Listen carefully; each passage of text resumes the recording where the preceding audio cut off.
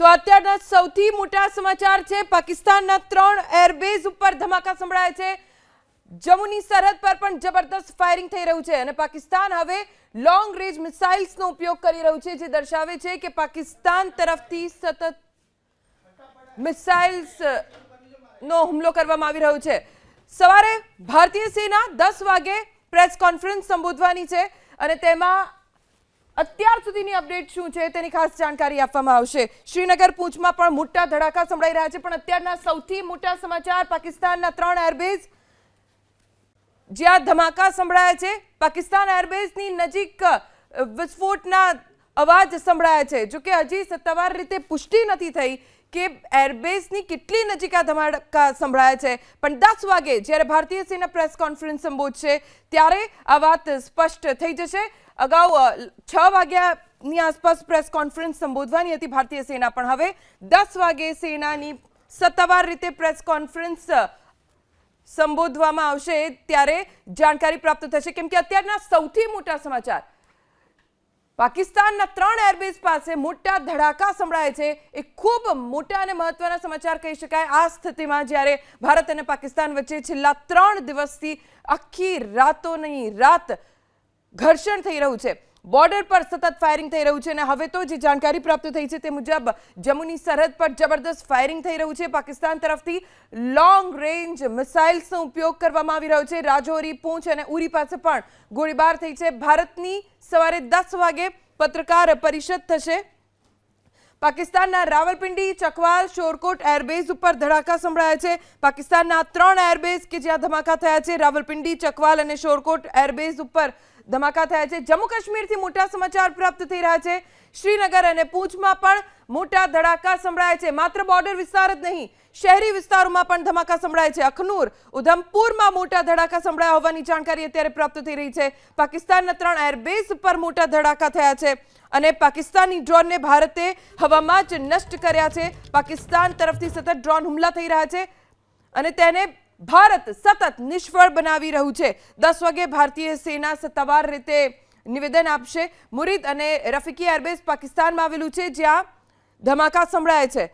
હમણાં જ અમારા સંવાદદાતા જાણકારી આપી રહ્યા હતા કે આખી રાત ફાયરિંગના અવાજ સંભળાયા છે। મિસાઇલ્સ પાકિસ્તાન તરફથી લાદવામાં આવી ભારત તરફ, જેને ભારતે તોડી પાડી છે। આ લોંગ રેન્જ મિસાઇલ્સ હતી। પાકિસ્તાનના નૂર ખાન એરબેઝ ઉપર જબરદસ્ત નુકસાન થયું હોવાની જાણકારી છે। મુરીદ અને રફીકી એરબેઝને પણ ખૂબ નુકસાન પહોંચ્યું હોવાનું જાણવા મળી રહ્યું છે। પાકિસ્તાને પોતાની એર સ્પેસ બંધ કરી દીધી છે। અન્ય એક મોટા સમાચાર, પાકિસ્તાનના 3 એરબેઝ જ્યાં મોટા ધડાકા થયા, રાવલપિંડી, ચકવાલ, શોરકોટ એરબેઝ ઉપર ધડાકા થયા અને એરબેઝને ખૂબ નુકસાન થયું હોવાની વિગતો પ્રાપ્ત થઈ રહી છે। પાકિસ્તાનના એર સ્પેસને બંધ કરી દેવામાં આવી છે। ધમાકા પછી પાકિસ્તાની મિસાઇલ ને ભારતે હવામાં જ નષ્ટ કરી દીધી। મુરીદ અને રફીકી એરબેઝ, જેને મોટું નુકસાન થયું છે, જબરદસ્ત નુકસાન થયું હોવાની જાણકારી પ્રાપ્ત થઈ છે। 10 વાગે ભારતીય સેના સત્તાવાર રીતે જાણકારી આપશે કે ગત રાત્રે ભારતે પાકિસ્તાનને કઈ હદે નુકસાન પહોંચાડ્યું છે। પાકિસ્તાનના રાવલપિંડી, ચકવાલ, શોરકોટ એરબેઝ જ્યાં નુકસાન થયું છે અને આ ખૂબ જ મોટી વાત કહેવાય આ સ્થિતિમાં, જ્યારે ભારત અને પાકિસ્તાન વચ્ચે ઘર્ષણ સતત વધી રહ્યું છે। અત્યાર સુધી ફાયરિંગ થઈ રહ્યું હતું। ભારત તરફથી પહેલા આતંકવાદીઓના ડાઉને નિશાન બનાવવામાં આવ્યા। અત્યાર સુધી એકબીજાની સામે ફાયરિંગ થઈ રહ્યું હતું બોર્ડર ઉપર, પરંતુ હવે શહેરી વિસ્તારો સુધી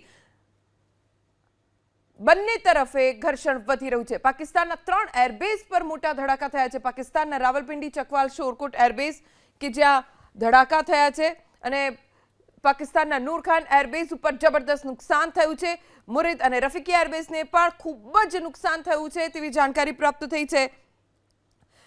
અડધી રાત્રે પાકિસ્તાનના 3 એરબેઝ ધુઆં થઈ ગયા। બપોરે 12 વાગ્યા સુધી એરસ્પેસ બંધ રાખવામાં આવશે। ઇસ્લામાબાદ અને લાહોરમાં પણ ધડાકાના અવાજ સંભળાય છે। G7 દેશોએ પહેલગામ હુમલાની નિંદા કરી છે। પહેલગામ હુમલો, જેમાં 27 લોકોના મોત થઈ ગયા। પાકિસ્તાન પ્રેરિત આતંકવાદીઓએ પહેલગામમાં આતંકવાદી હુમલો કર્યો।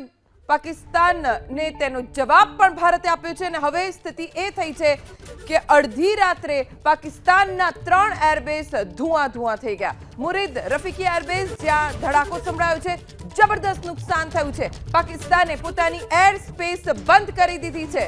પાકિસ્તાન બોખલાયું છે। બપોરે 12 વાગ્યા સુધી પાકિસ્તાને એર સ્પેસ બંધ કરી દીધી છે। ઇસ્લામાબાદ અને લાહોરમાં પણ ધડાકાનો અવાજ સતત સંભળાઈ રહ્યો છે। G7 દેશોએ પહેલગામ હુમલાની નિંદા કરી છે। જમ્મુ કાશ્મીરના પહેલગામમાં જે ઘટના બની, આ મોટા સમાચાર। પાકિસ્તાને દિલ્હી પર નિષ્ફળ હુમલાનો પ્રયાસ કર્યો। દિલ્હી પર છોડાયેલી મિસાઇલને સિરસા પાસે તોડી પડાઈ। દાવ કરવામાં આવ્યો છે દિલ્હી ઉપર પાકિસ્તાન તરફથી હુમલાનો પ્રયાસ પણ નિષ્ફળ કર્યો ભારતે। પાકિસ્તાનનો આ પ્રયાસ, પાકિસ્તાનમાં અનેક મોટા ધડાકા થયા। સૂત્રો પાસેથી આ જાણકારી પ્રાપ્ત થઈ છે। પાકિસ્તાનમાં સતત ધડાકાનો અવાજ સંભળાઈ રહ્યો છે।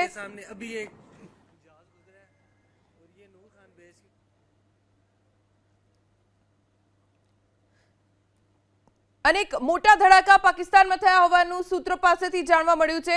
સતત શહેરી વિસ્તારોમાં પણ ધડાકાના અવાજ સંભળાઈ રહ્યા છે અને લોકો દહેશતમાં છે। પાકિસ્તાનમાં સરકારની સામે લોકોનો રોષ છે। પાકિસ્તાનમાં આર્મીની સામે પણ રોષ જોવા મળી રહ્યો છે લોકોનો।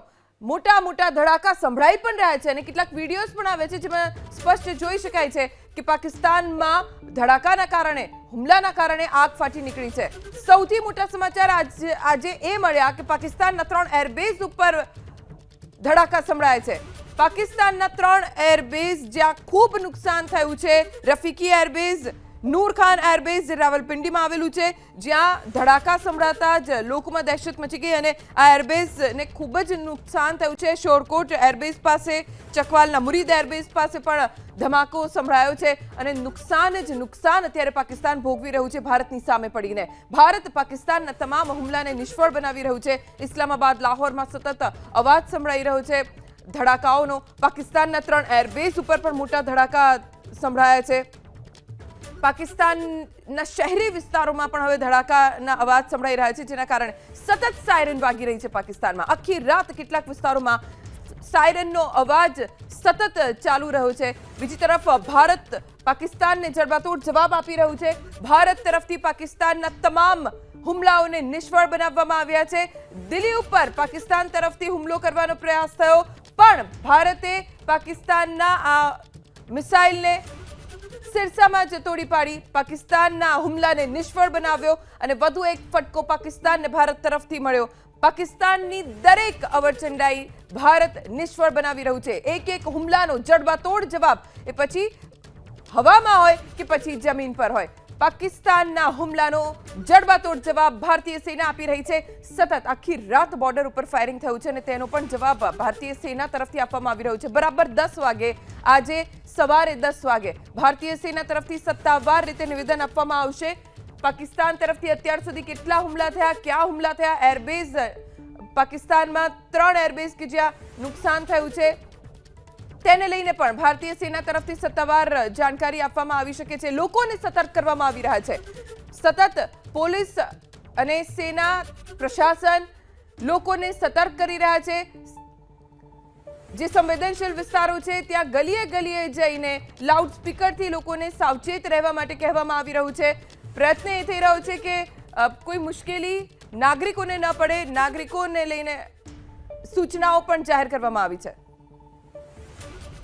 का माहौल है क्योंकि सुबह यहाँ पर इस इलाके में कोई एक बम जैसी चीज गिरने के बाद क्या हालत हुई है, तस्वीरें बयां कर रही हैं। ये देखिए, ये बख्शीनगर का इलाका है जहां सुबह सुबह ये घटना हुई है, जिसके बाद यहाँ पर क्या हश्र हुआ है, तस्वीरें आप एबीपी न्यूज पर देख रहे हैं। लगातार यहाँ पर ये ऊपर देखिए, ये छत पर जो है आसमान से कोई चीज गिरी है, वो चीज कौन सी है वो देखने वाली बात है। लेकिन यहाँ पर लगातार इसके बाद किस तरह से पूरा मलबा जो है वो नीचे आया है और उसके बाद यहाँ पर खड़े जो वाहन हैं उन्हें नुकसान पहुंचा है और यहाँ पर करीब आधा दर्जन वाहन जो है वो यहाँ पर क्षतिग्रस्त हुए हैं और घर की छत पर, छत की जो मोंटी होती है उस पर ये आसमान से कोई चीज गिरी है, जिसके बाद यहाँ पर पूरी इलाके में ये अफरा तफरी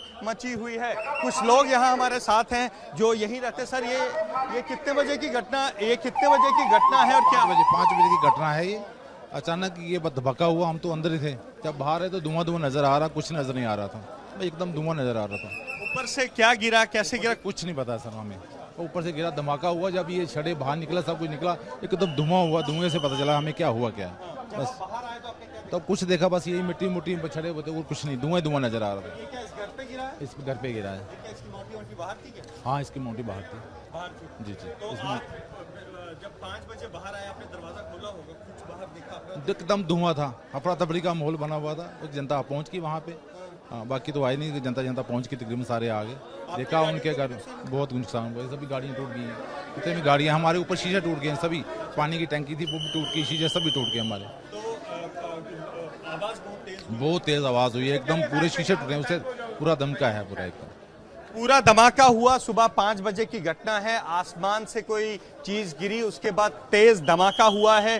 धमाके में यहाँ पर इस घर में, जो कि सामने घर है, यहाँ शीशे टूटे हैं, घर के शीशे टूटे हैं, गाड़ियों के शीशे टूटे हैं। और यहाँ पर आप आलम देखिए क्या है। इसके बाद अब यहाँ पर स्थानीय लोग इकट्ठा हुए हैं, पुलिस यहाँ पहुंची है और यहाँ पर लोगों को यहाँ से हटने की बात कही गई है। और मैं कैमरामैन से कहूँगा, ये देखिए साथ में स्प्लिंटर्स देखिए साथ में कि किस तरह छर्रे जो हैं वो उड़कर फर्स्ट फ्लोर तक गए हैं। और यहाँ पर पूरा घर जो है वो क्षतिग्रस्त हुआ है। अगले घर के जो है जो दरवाजा है वो बाहर आया है। और लगातार यहाँ पर ऊपर देखिए आप कि किस तरह से ये धमाके से यहाँ पर जो है इस इलाके की तस्वीर बदल गई है। और बता दूं कि बीती रात से ही लगातार जम्मू शहर के अलग अलग इलाकों में लगातार धमाके हो रहे हैं। जम्मू शहर के कई इलाकों से हमने धमाके की आवाज़ें सुनी और उसके साथ साथ हमने अखनूर, उधमपुर से भी इस तरह की खबरें आई हैं जहां पर धमाके हुए हैं।